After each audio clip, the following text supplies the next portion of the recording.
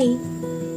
Aku nggak tahu, tapi kepikiran aja bukan membahas, tapi untuk menyampaikan kenapa kita harus terlalu all in ke orang lain, ya sedangkan kita nggak pernah all in ke diri sendiri.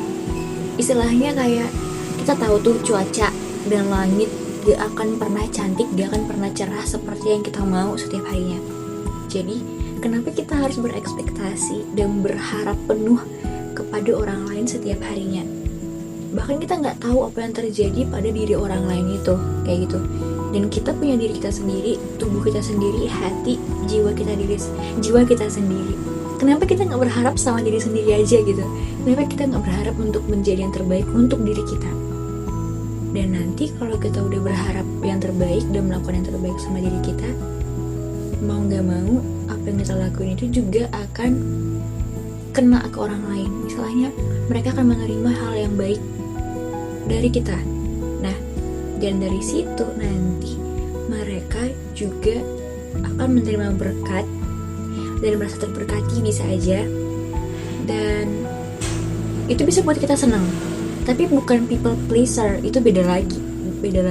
Lebih ke karena kita mencintai diri kita sendiri, kita all in ke diri sendiri, lama-kelamaan orang lain juga akan terpancar sinarnya, kayak gitu istilahnya. Nggak tahu sih, kepikiran aja tadi.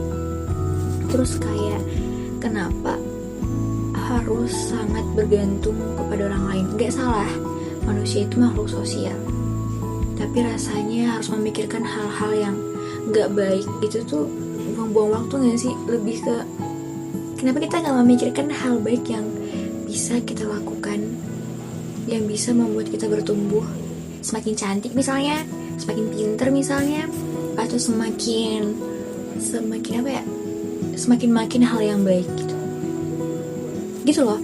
Kenapa kita harus menghabiskan energi yang bahkan itu nggak bernilai untuk kita? Gitu sih aku mikirnya, nggak tahu kenapa. Tiba-tiba aja kepikiran kayak iya juga ya. Makin kesini tuh berpikir bahwasanya gak semua orang baik dan gak semua orang jahat. Nah, daripada kita berharap orang lain itu harus baik sama kita, kenapa kita gak baik untuk diri sendiri? Gitu gak sih? Gak tau deh.